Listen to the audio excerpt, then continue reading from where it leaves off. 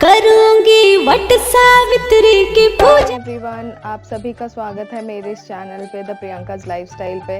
और आप सभी को वट सावित्री पूजा की हार्दिक शुभकामनाएं। ईश्वर से प्रार्थना करती हूँ कि आप सभी का सुहाग ऐसे ही अमर बना रहे। यहाँ पे सारी तैयारी हो गई थी। इस वीडियो में मैं आपके साथ शेयर करने वाली हूँ इस पूजा की सारी विधि और किस तरीके से मैंने इस व्रत को पूरा किया।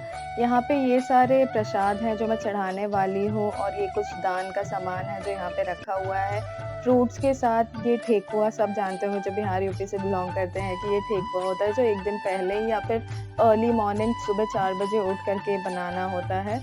तो यहाँ पे ये सब तैयारी कर चुकी थी मेरी मदर इन लॉ, तो मैं थोड़ा बहुत अपने ही तैयार होने में, पता है ना कि यहाँ पे सिर्फ 16 श्रृंगार भी करना होता है, तैयार भी होना होता है। तो हम लेडीज़ का तो ज़्यादा टाइम तैयार होने में ही निकल जाता है, लेकिन बड़े बुजुर्ग जिस घर में होते हैं तो वहाँ पे ये सारे काम काज वही कर लेते हैं। हम लोग तो तैयार हो जाए वही बहुत बड़ा काम होता है।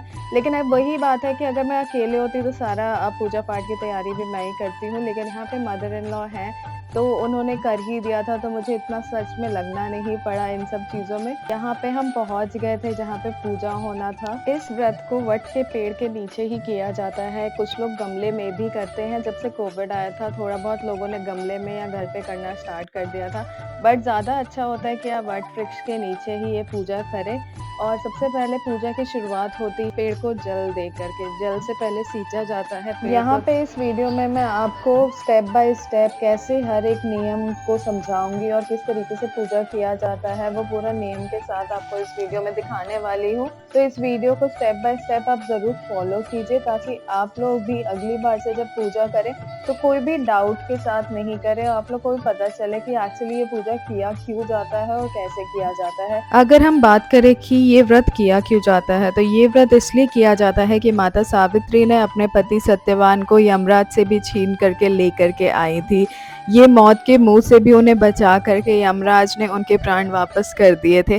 तो ये व्रत तब से रखा जाता है जब से माता सावित्री ने ये पहला व्रत रखा था, तो उनके नाम पे ही व्रत को किया जाता है ताकि सबके पतियों की उम्र लंबी हो सके और उनके घर में सुख शांति बनी रहे। ये व्रत ना ही सिर्फ उनके लंबी उम्र के लिए बल्कि घर की सुख शांति समृद्धि के लिए भी की जाती है ताकि पूरे घर में खुशहाली बनी रहे। यहाँ पे पूजा पाठ का नियम कुछ अलग सा होता है।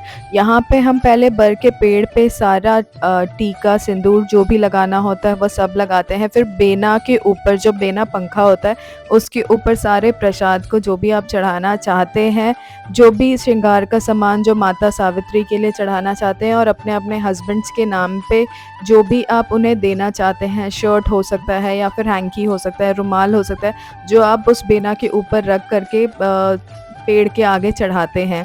तो वहाँ पे जो आप बर के पेड़ के नीचे जो भी प्रसाद चढ़ाते हैं वो वहीं पे रखा रहता है जब तक कि आप वो 7 फेरे नहीं लेते। यहाँ पे आप 7 फेरे, 5 फेरे, 9 या 11 यहाँ पे फेरे कर सकते हैं।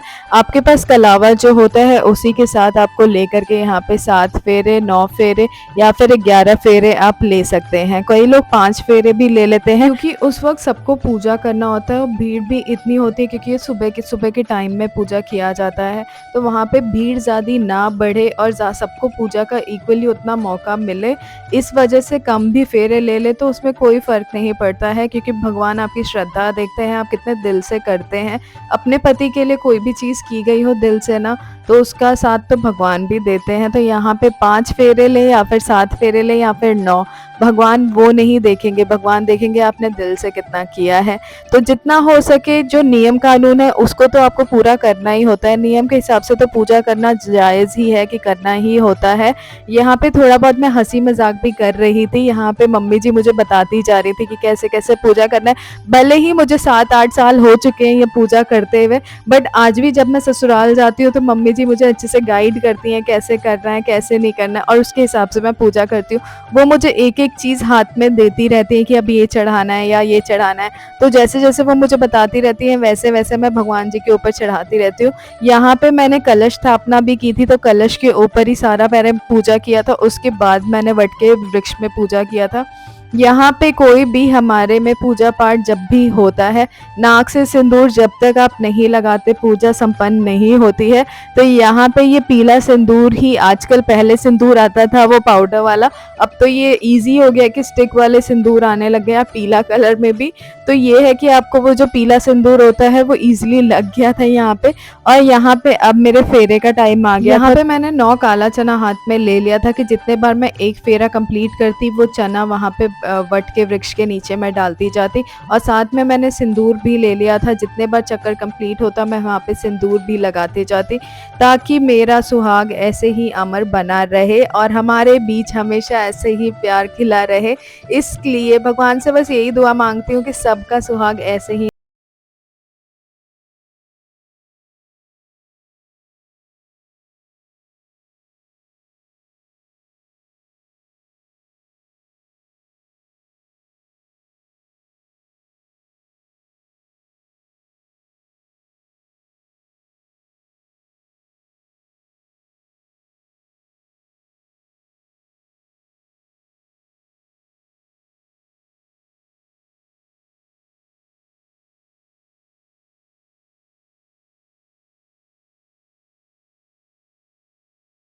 फेरे करने के बाद यहाँ पे मैं आ गई थी हनुमान जी के पास, क्योंकि हनुमान मंदिर था जहाँ पे हम आए थे।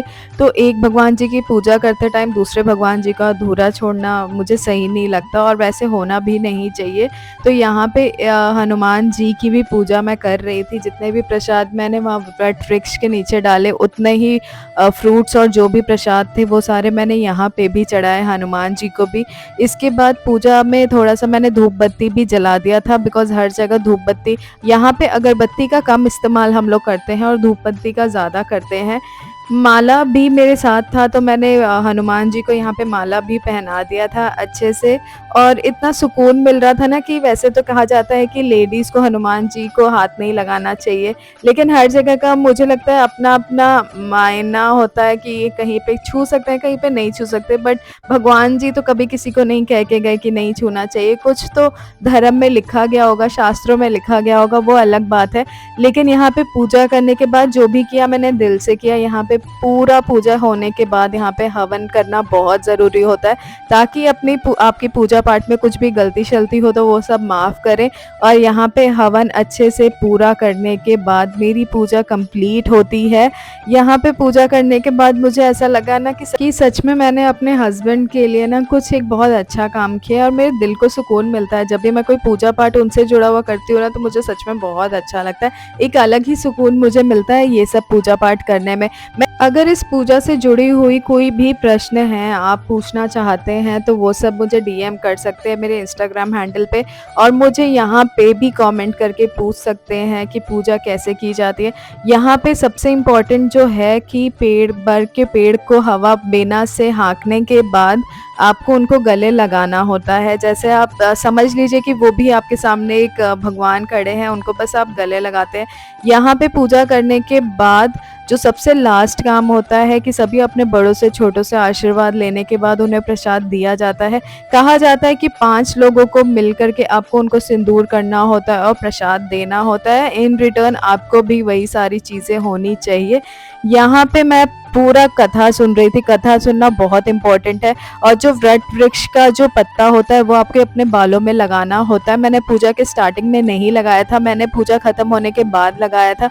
यहाँ पे कथा सुनने के बाद ख़त्म होते ही यहाँ पे मैंने संकल्प लिया, और पंडित जी को जो भेंट में चढ़ाना था, पंडित जी को तो देना था, वो मैंने उनको दे दिया था। यहाँ पे मैं संकल्प ले रही थी, तो पंडित जी जो भी बोलते जा रहे थे उसके आगे आगे आपको उसको वो चीज़ें रिपीट करनी है। तो यहाँ पे संकल्प लेने के बाद मैंने पंडित जी को पूरा जो भी मैं दान के लिए लेकर के आई थी वो सारा मैंने दान में दे दिया।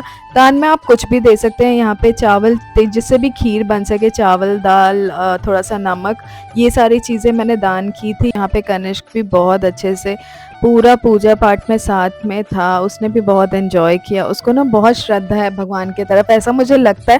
पूरा टाइम, जितने टाइम मैं पूजा करती हूँ, बिल्कुल भी डिस्टर्ब नहीं करता, हम लोग के साथ बैठा रहता है यहाँ वहाँ, उसको ना बहुत अच्छा लगता है।